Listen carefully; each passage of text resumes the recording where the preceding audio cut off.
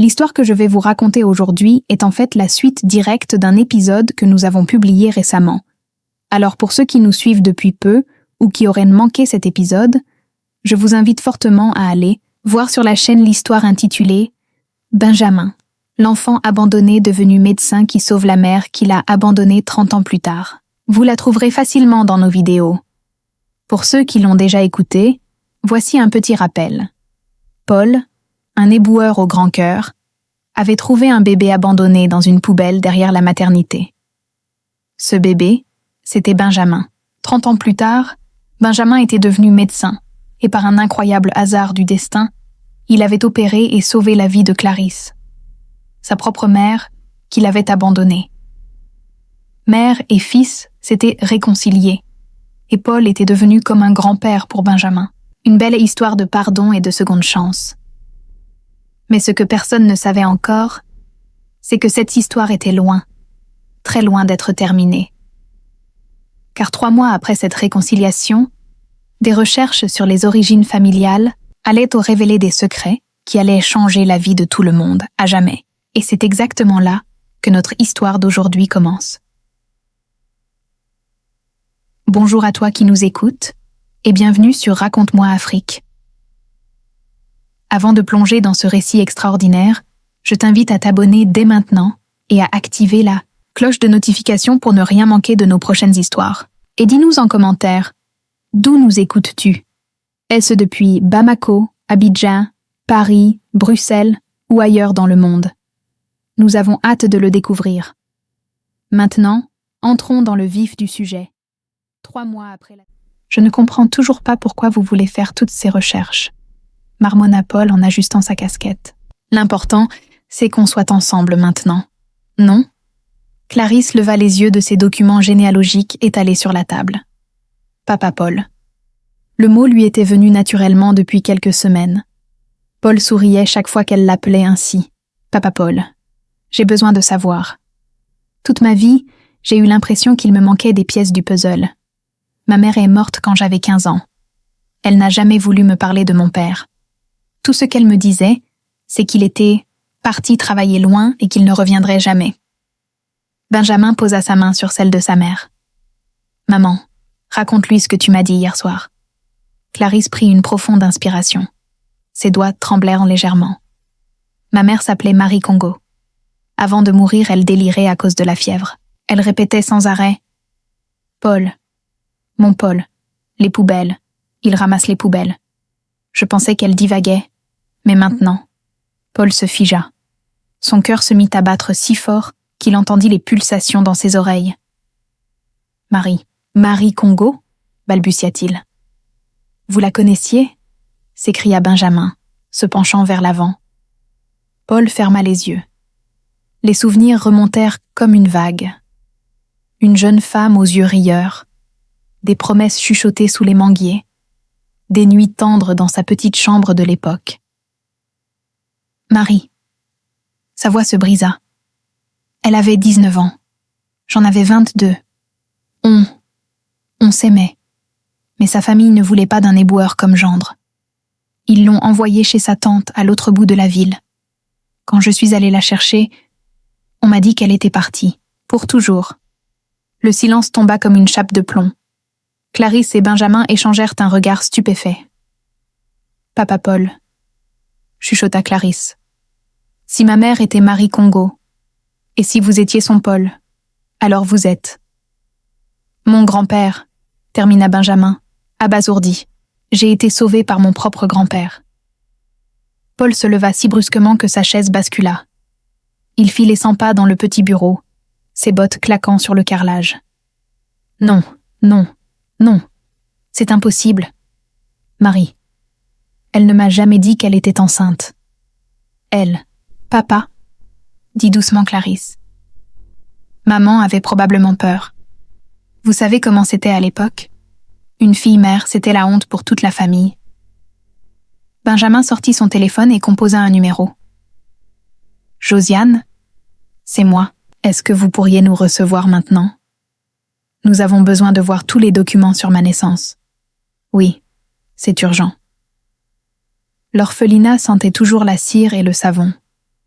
Josiane les accueillit avec son sourire maternel, mais son regard était inquiet. « Qu'est-ce qui vous arrive? Vous avez tout l'air d'avoir vu un fantôme. » « C'est peut-être le cas, » murmura Benjamin.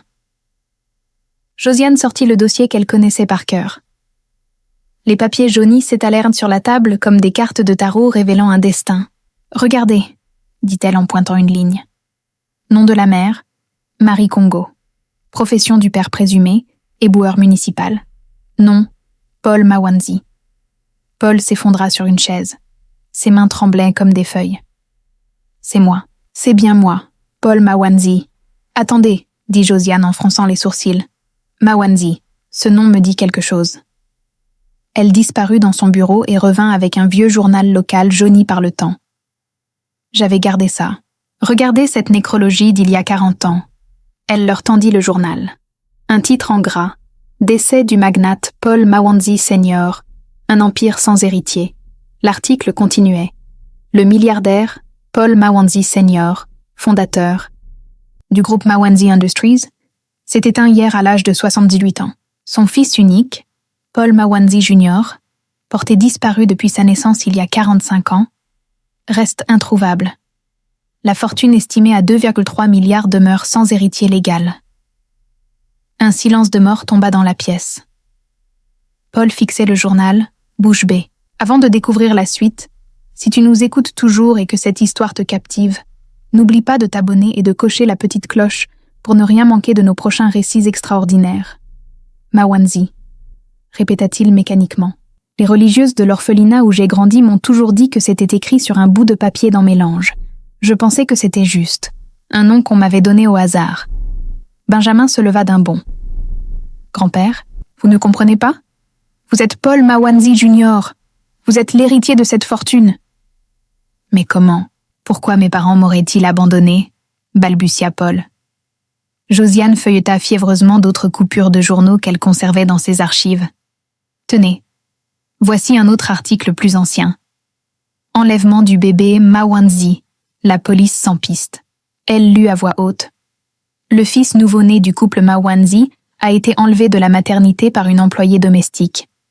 Malgré les recherches intensives et la récompense de 100 millions, l'enfant reste introuvable. Les parents, inconsolables, ont fait vœu de léguer leur fortune à leur fils.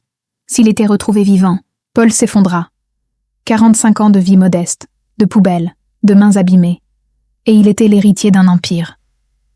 La domestique, murmura-t-il. Elle a dû me laisser à l'orphelinat en pensant me sauver de quelque chose. Ou par panique, Clarisse s'agenouilla devant Paul et prit ses mains calées dans les siennes. Papa, vous avez vécu une vie dure, mais regardez ce que vous avez fait. Vous m'avez donné la vie en aimant maman. Vous avez sauvé votre petit-fils de la mort. Vous avez passé votre existence à nettoyer la ville, à rendre service. Cette fortune, vous la méritez 1000 fois plus que si vous aviez grandi dans le luxe. Benjamin hocha la tête, les larmes aux yeux. Grand-père, vous êtes l'homme le plus riche que je connaisse, pas à cause de l'argent, à cause de votre cœur. En effet, il ne regrettait rien. Car là, devant ses poubelles et dans sa modestie, il avait appris de belles leçons de la vie, et surtout il avait sauvé Benjamin. Mais quand même, il aurait été heureux de connaître ses parents, Sama, Man. Le lendemain matin, Paul se tenait devant le miroir de sa petite chambre d'éboueur. Il enfila son uniforme une dernière fois. Ses collègues l'attendaient pour la tournée. « Paul !» cria Mamadou depuis le camion. « Tu viens ? Les poubelles de la rue Mawanzi nous attendent. » Paul sourit. « Rue Mawanzi. » Le destin avait de l'humour. Il monta dans le camion et regarda ses mains. Dans quelques heures, ses mains seraient celles d'un milliardaire. Mais elles resteraient les mêmes mains qui avaient sauvé Benjamin, qui avaient nettoyé les rues, qui avaient aimé Marie. « Dis donc, Paul, » fit Mamadou en démarrant. « Tu as l'air bizarre ce matin, comme si tu avais gagné au loto. » « En quelque sorte, » répondit Paul avec un sourire mystérieux. Maître Kouakou, l'avocat spécialisé en succession que Benjamin avait contacté, écouta leur histoire avec attention. Après avoir examiné les coupures de journaux et les documents de l'orphelinat, il hocha la tête pensivement. « C'est troublant. mais nous devons être certains. Heureusement, notre cabinet gère cette succession depuis 40 ans. Nous avons conservé les effets personnels des époux Mawandzi dans notre coffre-fort, comme l'exigeait leur testament. Il disparut dans une pièce sécurisée et revint avec une boîte scellée contenant une brosse à cheveux en argent et quelques vêtements de Paul Mawandzi Sr. L'ADN peut être extrait de ces objets. Si vous acceptez le test de paternité, nous pourrons confirmer ou infirmer définitivement votre filiation. Les 3 semaines d'attente des résultats furent les plus longues de la vie de Paul. Chaque matin, il regardait son reflet en se demandant s'il était vraiment l'héritier d'un empire ou juste un éboueur qui rêvait trop. Le jour J, ils se retrouvèrent tous les 3 dans le bureau feutré de Maître Kouakou. L'étude notariale la plus chic de la ville avait des meubles en acajou et des tapis persans. Paul, encore en uniforme d'éboueur, détonnait comme un diamant brut dans un écrin de velours. Maître Kouakou, le notaire, ajusta ses lunettes et relut les documents pour la 3e fois. Monsieur Paul Mawandzi Jr., après vérification de votre ADN et des documents d'identité, je peux officiellement confirmer que vous êtes l'unique héritier légal de l'Empire Mawandzi. Il poussa un dossier épais vers Paul. Cela comprend Mawandzi Industries, valorisé à 1,8 milliard, les propriétés immobilières, 47 immeubles, 12 villas, 3 châteaux. Les comptes bancaires, 543 millions en liquidités. Les actions et investissements divers, 892 millions. Le total s'élève à 3,2 milliards. Paul regardait les chiffres, sans les voir vraiment. Benjamin et Clarisse, assis de chaque côté, étaient muets de stupéfaction. Maître Kouakou remarqua leur confusion et expliqua. L'Empire Mawandzi avait été géré pendant 4 décennies par un conseil d'administration professionnel que je dirigeais moi-même. Vos parents avaient prévu cette éventualité dans leur testament. En cas de disparition prolongée de l'héritier, l'entreprise devait continuer à fonctionner sous tutelle légale jusqu'à son retour éventuel. Les bénéfices s'accumulaient dans un fonds fiduciaire, expliquant l'ampleur de la fortune. Il y a aussi ceci, continua le notaire en sortant une lettre cachetée. Vos parents ont laissé une lettre pour vous, au cas où vous seriez retrouvés. Paul ouvrit l'enveloppe d'une main tremblante. L'écriture de sa mère, qu'il n'avait jamais vue, dansait devant ses yeux. Mon petit Paul, si tu lis ces mots, c'est que le miracle s'est produit. Nous t'avons cherché chaque jour pendant 20 ans avant d'abandonner. Sache que tu as été désiré, aimé, pleuré. Cette fortune n'est rien comparée au vide que ton absence a créé. Nous espérons que tu as grandi heureux et que tu as connu l'amour. Sois fier de qui tu es devenu. Ta maman qui t'aime. Paul pleura. Pour la première fois depuis 40 ans, il pleura comme un enfant retrouvé. Les semaines qui suivirent furent un chaos d'émotions et d'apprentissage. Paul engagea l'agence de détectives privée la plus réputée de la ville pour retrouver d'éventuels membres de sa famille biologique. Pendant des mois, ils fouillèrent les archives, contactèrent d'anciens employés de la famille Mawandzi, explorèrent chaque piste. Résultat, néant. Paul était bien le dernier des Mawandzi. Sa première visite au bureau de Mawandzi Industries reste gravée dans sa mémoire. Il avait refusé de changer de tenue. Son uniforme orange d'éboueur était qui il était. L'ascenseur jusqu'au 47e étage lui sembla interminable. Quand les portes s'ouvrirent, sur le plateau directorial tout en verre et marbre, les conversations s'arrêtèrent net. « Bonjour, je suis Paul Mawandzi », dit-il simplement. Le silence était assourdissant. Des costumes à 3 000 € fixaient l'homme en combinaison de travail qui venait d'hériter de leur entreprise. Les premiers mois furent difficiles. Paul engagea des conseillers en gestion, des coachs en leadership.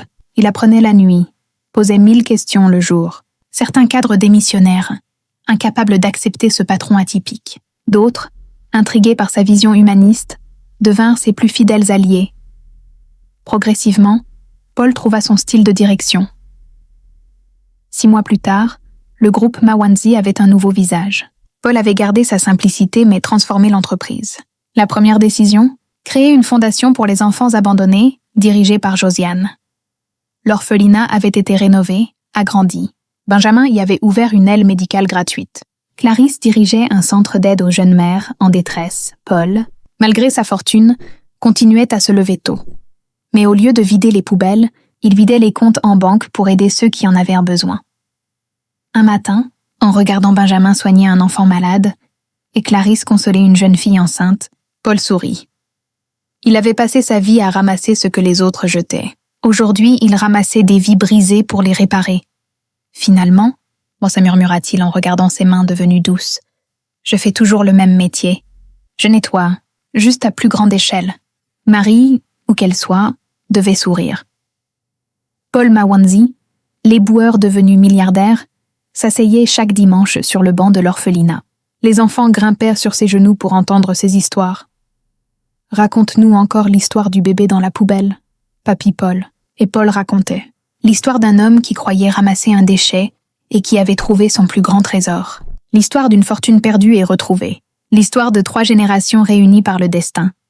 La morale, mes petits, concluait-il toujours, c'est qu'on ne sait jamais ce qui nous attend au prochain tournant. La vie peut changer en une seconde. L'important, c'est d'avoir les bras ouverts pour accueillir le miracle. Et dans ses bras, il serrait son petit-fils Benjamin, sa fille Clarisse, et tous ses enfants qui étaient devenus sa famille élargie. Paul avait tout gagné.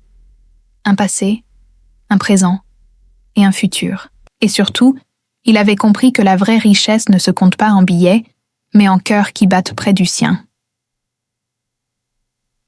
Chers auditeurs, auditrices, quelle leçon avez-vous tiré de cette histoire? Dites-nous dans les commentaires.